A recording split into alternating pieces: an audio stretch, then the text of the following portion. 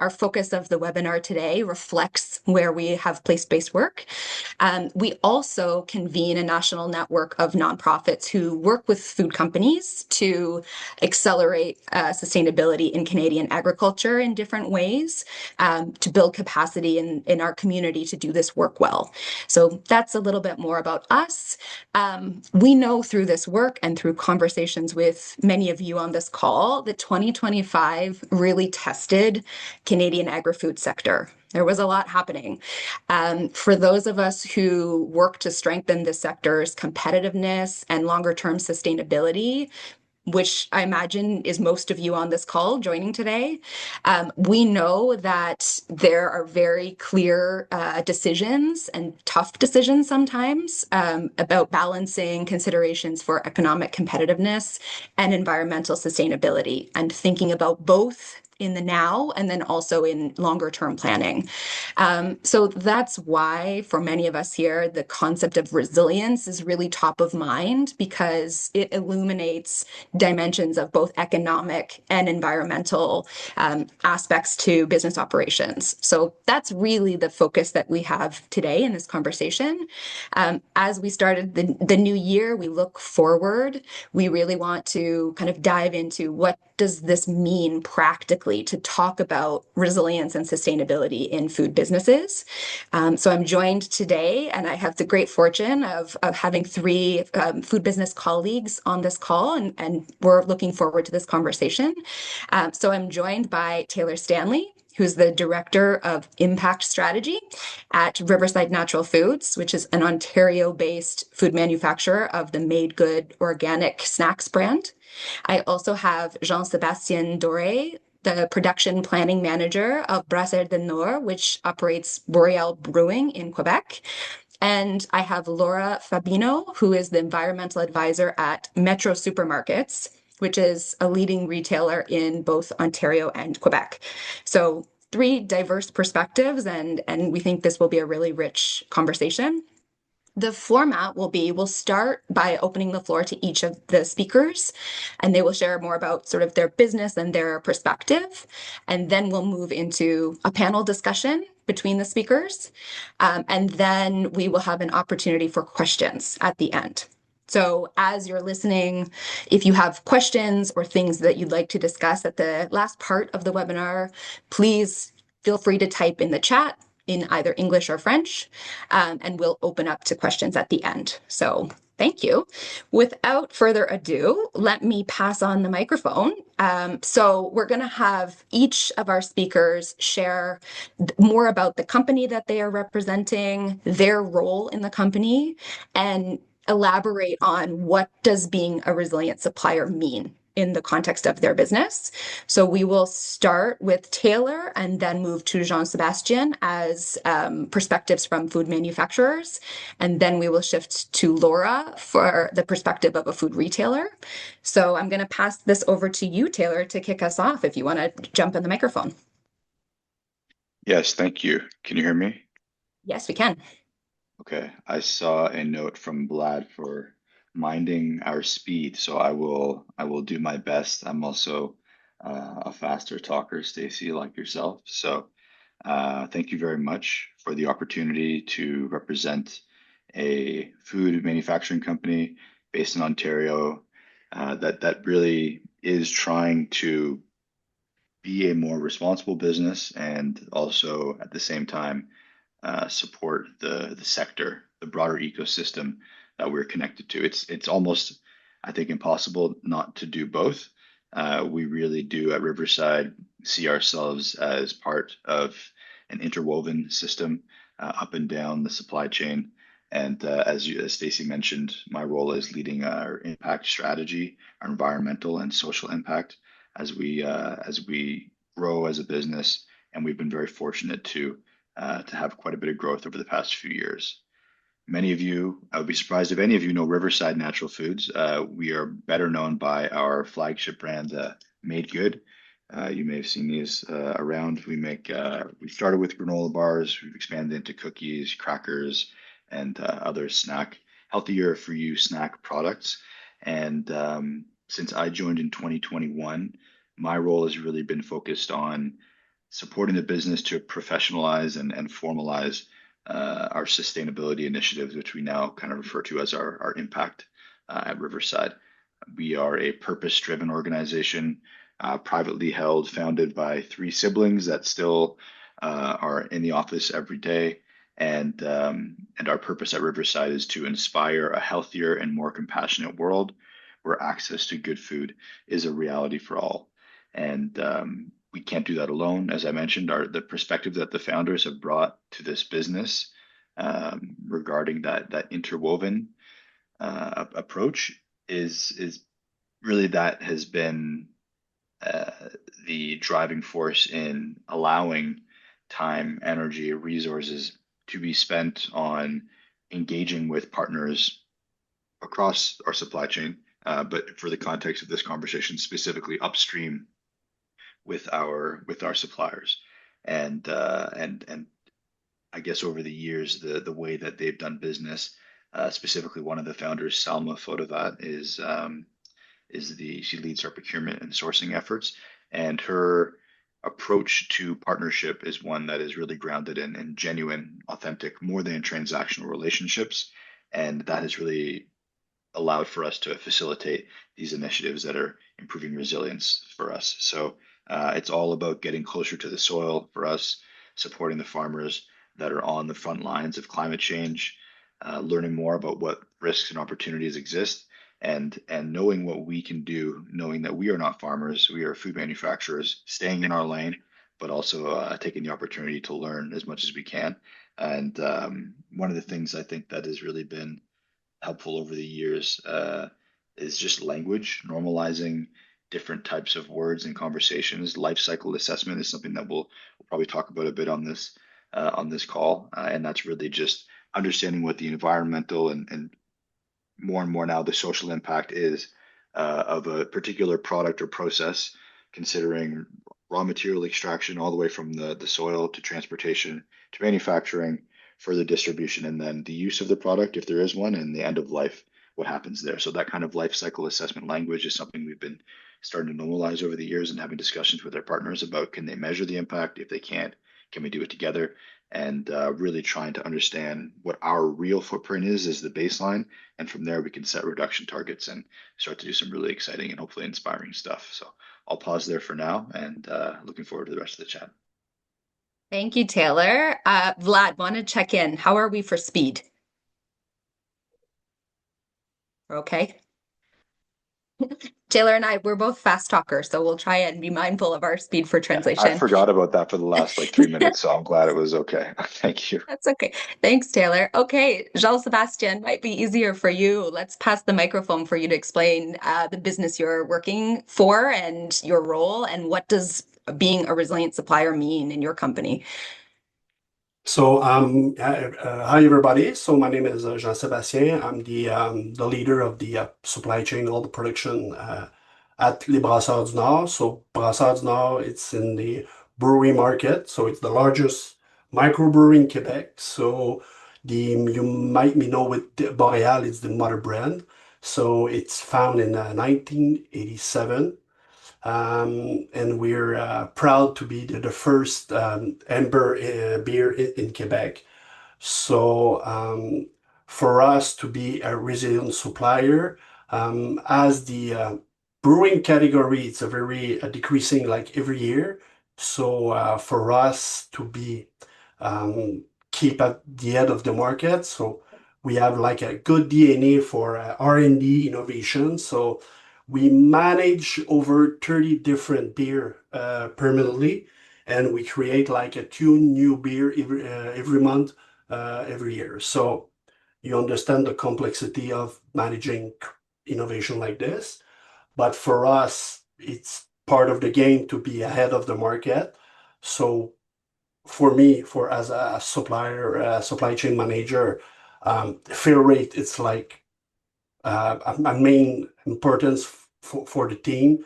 So I want to make sure that every time our sales reps or our sales team going in a market, they're not talking about the past, but innovation that we want to create every period.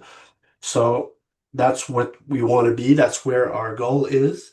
And we keeping every year to be still over the category each year after each year. So that's where we are and proud of.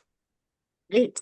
Thank you so much. So we're excited to dive a bit further into both of your businesses and what sustainability really looks like and resilience looks like. But I would also love to pass the microphone to Lara to talk from a retailer perspective on what does being a resilient business, a sustainable business look like from Metro's perspective. Great. Thank you, Stacy. I do have some slides to share for the group while I explain a little bit what we do in terms of resilience at Metro. So does everyone see my screen? Are we good? Yep. Yeah. Yeah. Okay, great. So yeah, Metro is a food and pharma retailer. We are based in Quebec and Ontario, as well as New Brunswick. You may know us through our banners Food Basics, Super C, Jean Coutu, Brunet, but also some food manufacturing with Première Moisson and Adonis. We have over 97,000 colleagues, 22 billion in sales, and 1,000 food stores, as well as 640 pharmacies. So resilience for Metro means a few things, a lot of things. We can attack it in a few ways, but what I want to talk about, because my role at Metro is environment and sustainability. So what I want to focus on, and it's a bit what Taylor had mentioned about life cycle assessment, climate change, environmental impact, those types of things are very important in our strategy. So that's what I want to focus on. And what I'm showing on screen here is the inventory of greenhouse gas emissions. So greenhouse gas emissions is basically the gases that contribute to climate change. And part of our strategy was to make the inventory or calculate how much of it we are producing and where is it coming from. Because we're a retailer, we're kind of far removed from the rest of the supply chain. We're almost at the end, almost at the customer level. So there's a lot of things that happen before food gets into our distribution centers and our stores. And so we wanted to see what the weight in terms of greenhouse gas emissions, where the most greenhouse gas was being generated. And what we found out is that over 90% of the emissions that we generate happen by the purchases of our goods and services. So that means all of the food products that we put on our shelves, the production, the transformation, and the distribution of those products represents 90% of our emissions. So that was a huge, you know, um, a huge revelation where 90% of it is indirect responsibility. We don't have much say in how things are produced per se, but we can influence and we can encourage and support our suppliers into better ecological practices in a way. So we're kind of at the beginning of this journey. If we're being all transparent, we don't know. Like Taylor said, we're not the experts in agronomy, but we are starting to be interested in the space and learning how we can support suppliers in making our production more ecologically sound. So I want to show just briefly our targets for Metro. So once we did our inventory, like Taylor said, we can start putting targets for ourselves and seeing how we can better each other and ourselves in our production. So these targets in red really are for our supplier targets and our supplier action. Um, so we really encourage our suppliers to do the same exercise, which is to do an inventory of their greenhouse gas emissions, set targets for themselves. I think I'll stop there because I'm looking at the time, and I know we have a lot of discussion to get to, so I'll keep my last little caveat for later. Great. Thank you, Laura. And I'm sure there's folks on the call who might be more interested in learning about Metro's targets. So we are looking forward to probing those a bit, but Laura is also available. So if you have questions, please either drop in the chat or keep them in your mind. Great. Also, it's my role to kind of keep us to time. So I'm going to sort of ask one question each, and we'll see kind of where we go from timing. I'm also trying to be mindful of not being too fast.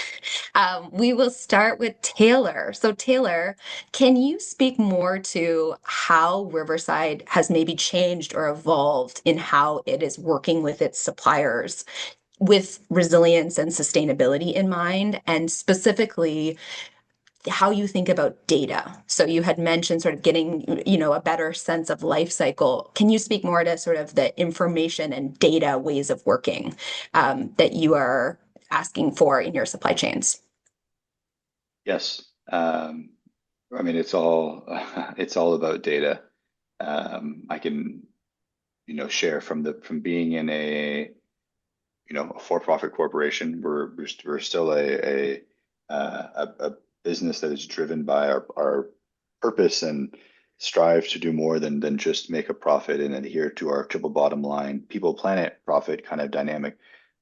When your counterparts in the business, in the finance department, and IT department, lots of data, lots of hard numbers and verifiable numbers. They set a strong benchmark for decision making criteria. So I always hold myself and my team to the highest standards. If we can be audit ready, if we can be accounting verifiable, then we're in the right place. So finding data is critical. There's going to be opportunities where you just lean in and kind of go for it with your gut, but these conversations that we have with our suppliers, our partners upstream, are really founded in trying to find or create data together to understand where the largest opportunities are for improvements. On the other side of that coin is where are the biggest risks. So when I joined in 2021, I came in just after there was quite a bad drought out in the western Canada in the prairies, and we source a lot of oats out there. And this kind of sparked some discussions with our suppliers who were exploring more regenerative organic practices and wanting to see if there was an opportunity for us to. I think you all asked me about the origin story. I'd reached out since then, and it was initially just a sponsorship to see if Riverside wanted to contribute to some work that Canadian organic growers were doing. And this was a nonprofit that is focused on growers, and they reached out to us and we said, okay, we can explore something like that. Let's talk to our partner, our milling partner, and see if it's something that our growers who are in our supply chain would be interested in. And the ball kind of started rolling then, and we ended up realizing that we need to be doing more to support the growers and understand how we can actually start to collect data for what's happening on their farm. We are big proponents of organic agriculture. We philosophically are aligned with that. We believe it's one of the optimal ways to produce food in harmony with nature.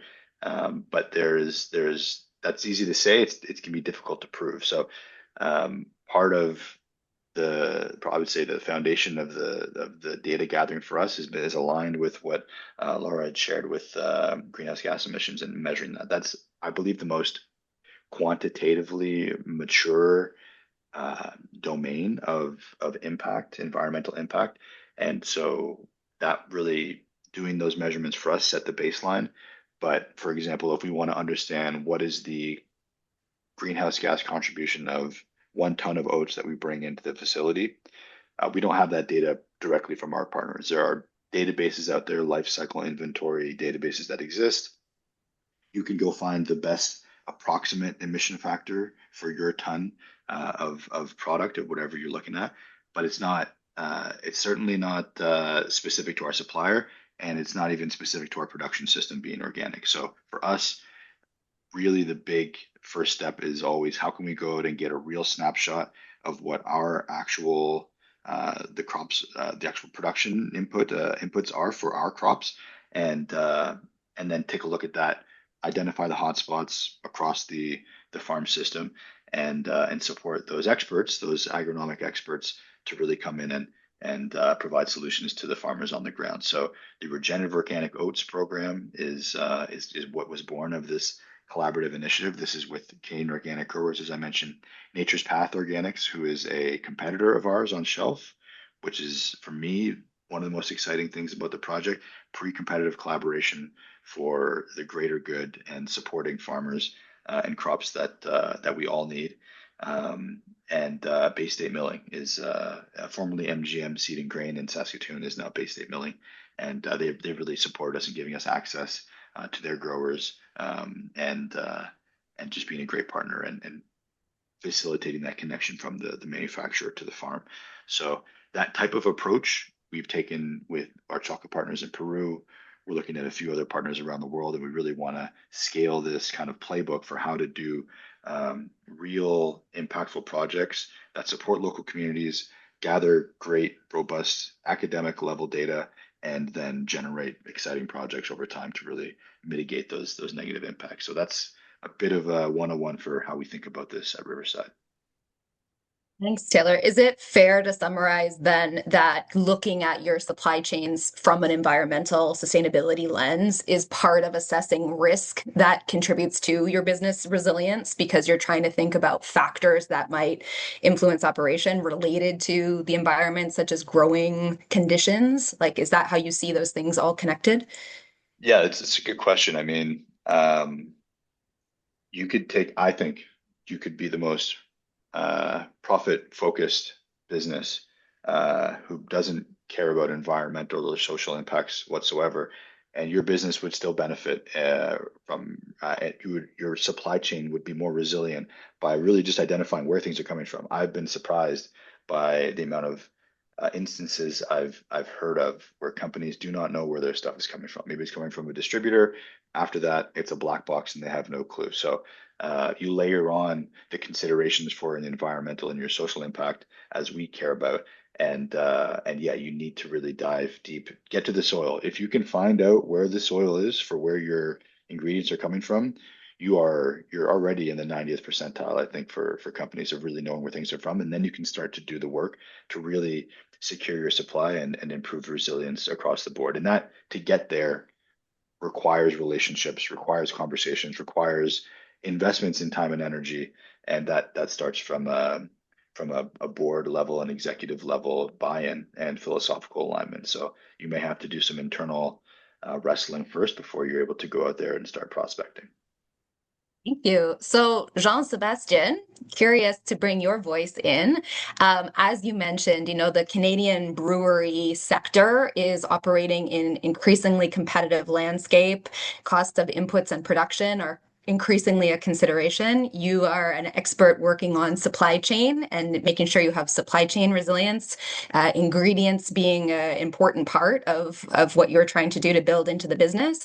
Can you maybe share how you're thinking about these issues of supply chain resilience and sustainability, and specifically anything that you've maybe changed in how you think or approach this because of the need for being resilient and competitive in your sector? Yeah, if I'm going back like a few years ago, there's all in the market there was a lot of issue or lack of capacity with the supplier with cans. So as you know, there's not a lot of packing with beer. There's only one flat carton and one can. So if you have no cans, you have no finished goods. So after year, then we change. We try to find a better supplier. That supplier understand our needs. Easy to work with them, create like a good relationship, and start to sign like long-term contract. And that's preserve like capacity and avoid like a lot of shortages on the market. So since then, it's easier to manage all the operation, simplify the supply chain, optimize your operation, and then after that, it's easier to work on a lot of opportunity that can you have on your supply chain in terms of cash, sustainability, whatever the acts you want. But I think good supplier, a good relationship, and then just try to work like more than a year, like try to work on your provision and stuff like that, your visibility, and then just get your operation smooth as possible, and then you're back on track easily. So I'm hearing that, the relationship with your suppliers and being able to discuss and think Yeah, about things a little more long term and work together to yeah. bring that into the forefront and plan with it is important. Can you share any more maybe about the ingredients side of the business, what you see, and how, because that's more connected to agriculture and Yeah. ingredient Yeah. supply? We have the same problem with ops. As you Mhm. know, ops, it's not possible to supply ops from Quebec. So it's most part of Northeast USA and Europe and New Zealand. So it's the same pattern. Just to make sure that you have the good supplier, to have the long-term vision with them, because at least you want to have if you want to have success, you help them have some success too. So now we start to give them more visibility, 1 year, 2 years, 5 years. So that's where our goal is. This is our objective. That's what our need is. And then it's easier to them to start supply in time, in quantity. And then it's the same pattern. It's easier in the short term, so you can work on your supply chain easier and optimal than we were used to in the past. It sounds like you had mentioned just being aware of what your supply partners also need, which is more of a line of sight so that they can do their planning and being willing to do that work internally and then communicate that with your suppliers. You're seeing value in that to build mutual resilience in the supply chain. Is that correct? Correct. We work very a lot with relationship to understand the constraint, to understand ours. So work the model with them. What how we can work together to be both better in the supply chain. So at the end, it's a win-win situation. But for me, it gives me success since 5 years. So relationship is it's working with only transaction ID. It's not working anymore. So Mm. not for us, but Boreal since then, it's easier to manage and crops.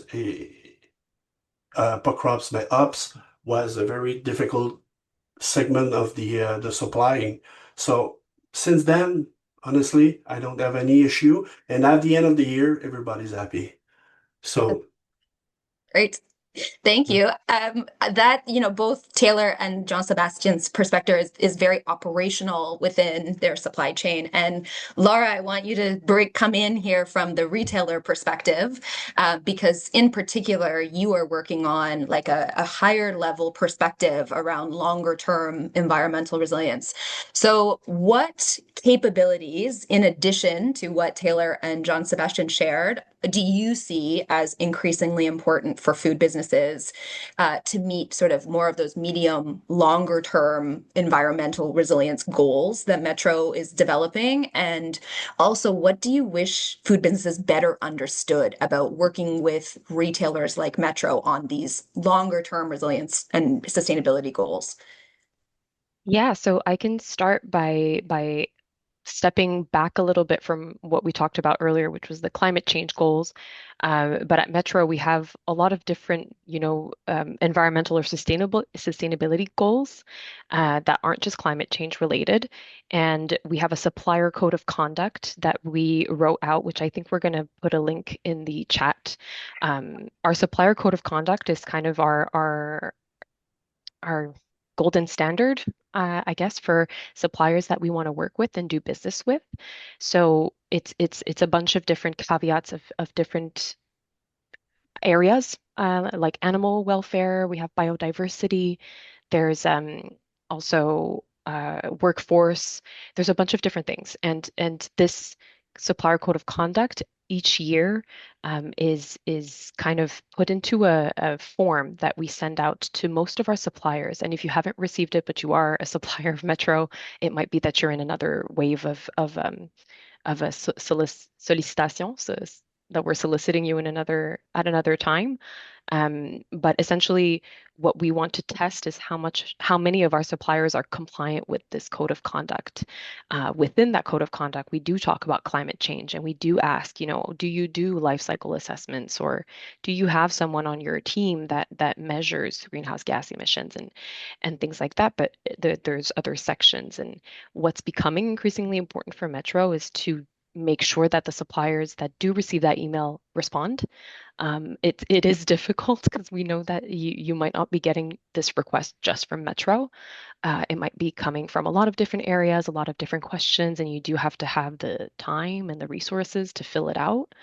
But if you're asking the question, it is really important for us. That's part of our strategy to um, raise awareness, but also encourage suppliers to know that this is coming and this will be increasingly important for retailers in general, not just Metro.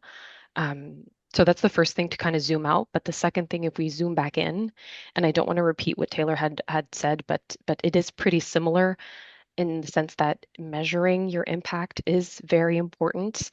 We're all at the beginning of this journey, but the better data you can have, the most detailed things that you can prove and document, the better it is. Because again, like Taylor said, sometimes, the pie charts that I was showing earlier, there's a lot of estimations that goes into that exercise because we have 100,000 different products in our stores. We don't know which product's exact emissions factor is. So an oat product that we would have, that oat emission factor can come from Europe, or it can come from anywhere in the world, and it's really not representative of the oat farm that it actually came from. But it's the best we got. So we kind of use that and we infer things from it, but it could be completely unbalanced with the reality. So I think keeping that in mind, you were asking, what we wish food businesses better understood. I think it's the importance of doing that work and measuring it based on the GHG protocol, which I did mention earlier. But the GHG protocol is an international standard that supports the methodology of all of this technical work that we're talking about. I really stress that it's important to be compliant with them because we do need comparable data and we need good academically sound data, like Taylor had mentioned. So yeah, that's what I'd say. Thanks, Laura. Yeah, it can sound sort of like, these are increasingly maybe complex Hmm. supply chain and market dynamics to be navigating. So we appreciate that this is emerging. So I'm going to actually ask each of you to speak to the same question from your different vantage point, which is to bring us back to sort of, these concepts can be very large and complicated, but building resilience in your activities can be, very practical decisions. So Taylor has talked about increasingly looking for data and kind of multi-sector partnerships around programs that support supply chain. Jean Sebastian has talked about, really investing in longer term, really relational ways of engaging with suppliers as both very practical. Can you each maybe think of it's something else that you would offer that's really about your team has seen value in investing in a practice or a way of working that has increased your business resilience, maybe any other thing you want to share or speak to, and what considerations other businesses would want to have if they were going to do something similar. So Taylor, maybe I can ask you to start with that sort of things you think have been really valuable to your team and advice you might have. Yeah. So storytelling is what's coming to mind for me, and I think it's very powerful. All this discussion so far, and I apologize to people on the webinar if some of the data stuff may seem a bit on the drier side, and it can be. Numbers on a page is not always the most inspiring, but when those numbers are translated into stories and speak to people and communities and innovations and inspiring ideas and collaborations. Those are the things that are that I have found resonate the most with anyone. So specifically, if you're looking to uh, convince a customer to take you on, or work with a partner, a new partner of any kind, and influence them to see where you're coming from. A powerful story is always a great way to go.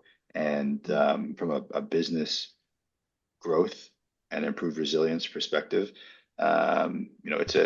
it's I found at the very least it's a tiebreaker. I think a lot of people want to do good. I think many more people do than don't want to do good and want to feel good about what they do every day. So if you can give people a reason to understand why supporting your organization and the efforts you're taking is contributing to a better world, I think you'll find that it's going to be an effort that pays dividends more often than not. And that storytelling though does need to be backed up. It's very easy. The last thing you want, and a big part of my role that I take very seriously, is being the kind of the last line of defense for greenwashing as an organization. And there's been changes to regulations in Canada and in Europe as well for what you can say and how you can say it. So making sure and spending a lot of time on that foundational data is critical. And then from there, you can get creative and a bit more personal on how you convey that information. So the more you can turn it into a story and make it relatable for people, the more bang for your buck you'll get out of those investments. Thanks, Taylor. John Sebastian, you've already shared a couple of practical examples of talking to suppliers, contracting. Are there any other examples of practices that you've seen real value in investing in and advice you'd give to other food businesses to bring that practice and make it really affect business resilience? Yeah, uh, include your employee in all the process, the ID or with your goal to make sure that all the small action they do, they can do the difference at the end. Same thing with your supplier. So example for not only on the contract perspective, but like environmental, if you have this discussion every time, because at the end, everybody at home do some action to recycle and stuff like that. But everybody are at their office like 40 hours per week. So at the end, the volume of small action they can do. So that's what now we include in for, and we take the pulse of everybody. We just include the ID, and then at the end of the year, and we do a step back. So just mobilization and discussion, and at the end of the year, it's big changes that we can see. So, am I understanding correctly that what you're saying is like set the high level goal and then make sure your Yeah, actions, yeah, align with that and do the reflection maybe at the end of the year, yeah. beginning of the year on what are our actual day-to-day operations doing to align with those resilience and sustainability goals. Is that correct? And yes, and share the result at the end. So to see, it's nice to continue on this way or change the path, whatever. But discussion, share data, share goals, objective, and stuff like that. Just include people every week, every day, and just to be like a vision of one team. Well, speaking of sharing data, Laura, that brings us back to you. You've already mentioned, one of your concrete examples is please share data and respond to emails when retailers are asking. Is there anything else you can maybe share even more granularly? Like what type of information and data is increasingly something Metro is looking for? And, what do you think? You've mentioned a couple examples, but any final example for food businesses to illuminate how to do that in a streamlined way that's operationally manageable? Mm. It's difficult to answer because at this time, we're currently exploring the different platforms that exist for that goal. So having like a streamlined place where all of our suppliers can input data, and it's compliant to the GHG protocol, and it makes sense for data digestibility and comparability, like all those things. don't exist at the moment. There's a lot of different platforms and a lot of pilot projects from different entities that are being created. So there's no place where, Metro, besides our Sphera forms, there's no place that's our go-to, and that, we're all um, agreed upon that that's the platform that we're going to use.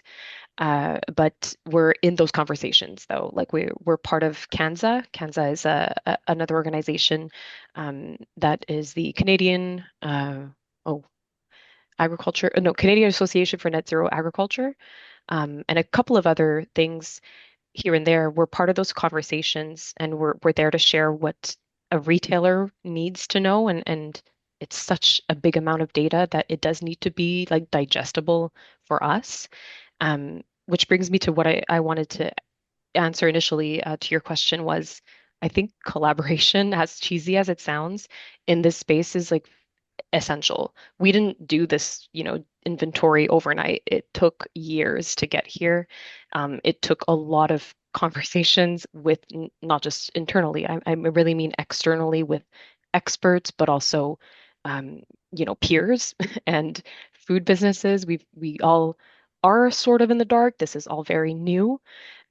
So comparing in our what's the word I'm looking for? Like interpretations of the protocol, what examples, what projects make sense, and who tested what and why it didn't work. Like all these feedbacks are essential to not waste our time, essentially.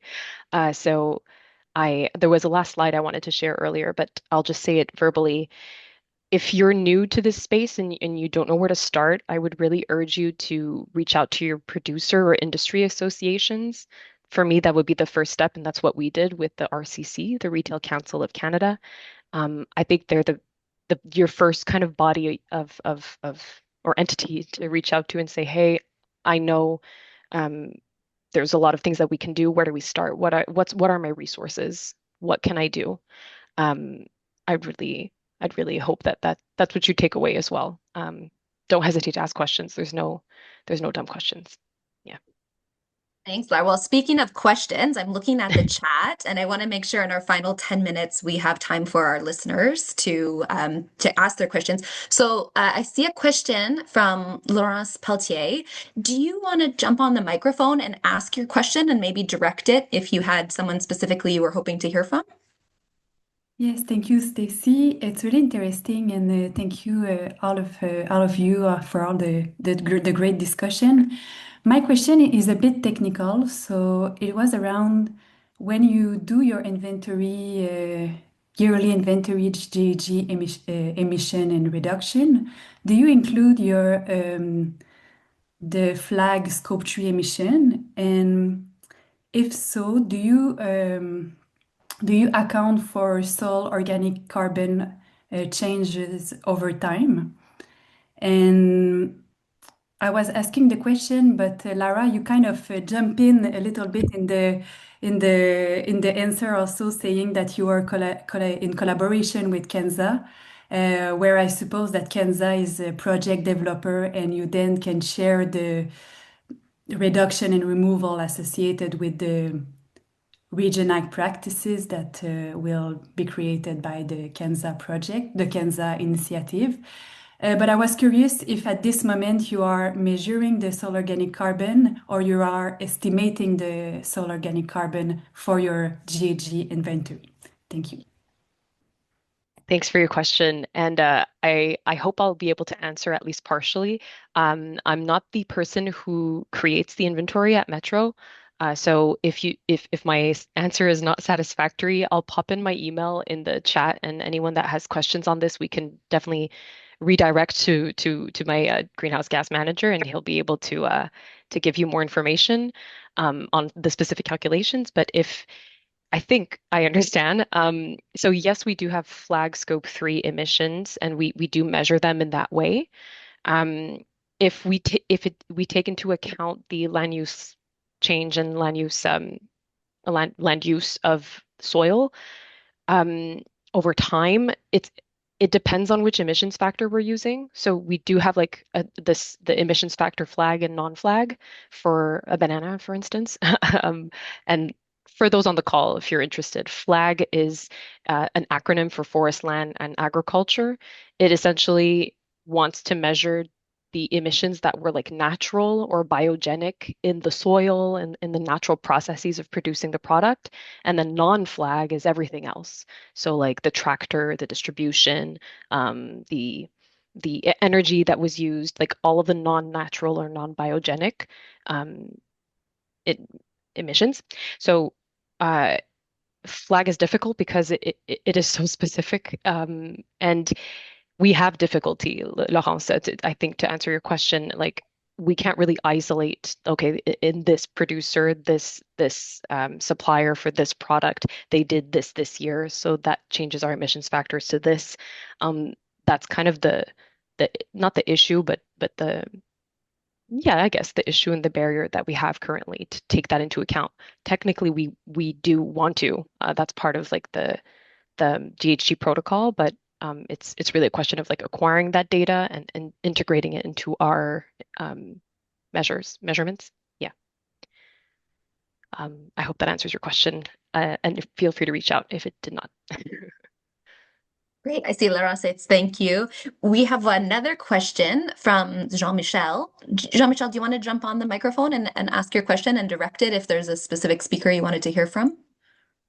I'll do my very best. Can you hear me? Yes, we can. Well, I attended the workshop and the session on my cell phone, so sorry for that. So again, really insightful. Thank you for taking the time. My question is, again, not that technical, but more so philosophical. We do know that if we want to, establish meaningful targets, we have to have access to sound data. That's the foundation we all agree with. That being said, there is a whole trust issue between producer groups, individual producers. Some companies may have some more influence and a higher integration level with their supply chain, so they can extract the data from farmers. So that's one way to go. But overall, if we want to improve that footprint, trust is a key element. So maybe the question is more so for Taylor and Jean-Sébastien, more so than for Lara. You're more remote from producers. But how do we build that trust? Again, and money, financial incentives can be one way to go, but there are likely more solutions to that. So I'm just wondering how you achieve this. I think, Taylor, you mentioned that you don't have access to site-specific Canadian data to inform your LCA, and that's sad to hear because, that information exists. Yes, I'm happy to answer this question. It's a critical question. I think if you get to the point from a business perspective where you are concerned with trust from your producers, you're already at a great spot because you've taken the steps to realize where you need to be, and you're in the position of having these conversations. But once you get to this point, yes, it's a huge barrier. I mentioned that our regenerative organic oats program has been in operation since 2021. So we are going to our 5th year this year of the program. We've brought on, it was 4 or 5 growers the first year, another 6 to 7, then 12. Now, and these are adding every year. So we're at 30 plus organic oat producers in the prairies right now, with years of relationship and trust that has been built over time. The program itself has been structured in a way that centers the farmer and their rights and their profitability and their resilience. It really I'd say at the end of the day, to get that trust, it boils down to authenticity. Are you there to extract, is one of the words that you chose, or are you there to receive and share data, and only to act as an intermediary to find a way to maybe put it to better use and generate insights that maybe the producer didn't generate themselves. So we are actually in the process right now for the Regenerative Organic Oats program, finalizing a life cycle assessment survey, and working with our coordinators from the program to start prospecting with our current cohort of farmers to request them to provide the data. The program broadly is free. It offers about 10 educational webinars over the winter, free soil sampling, testing, and benchmarking every year, and the support of a community of practice. So we offer all of these things to no cost other than some time and energy to the producers, And I think over the years that has demonstrated to them that we are coming from this from the right place, and we want to do this LCA to generate data so we can understand what the real footprint is, but also to give it to them in a manner that they understand and that's valuable for their farm systems planning. It's respecting their rights. If there's any aggregation of data, it's anonymized, and the data security piece is critical as well. So a lot of considerations there, but we're very optimistic for the progress we'll make this year, and hopefully set the bar for what trust and all collaboration can look like. Sebastian, can I ask you to have our final word on this? I mean, you've spoken a bit to building longer term trust. Any final thing you want to share on incentives or how to encourage trust in supplier relationships, especially with ingredient suppliers closer to farmers? Yeah, what do I say? So for us, we start to get our B Corp certification since last year. So we know that all suppliers that we deal with, there's a trust. So they can share us their programs, so we can analyze, they share us data. So we have already this information for us. So what can I say more? I think Taylor said, for us, we don't have this issue about trusting with the supplier. But I think at the end, if you choose someone to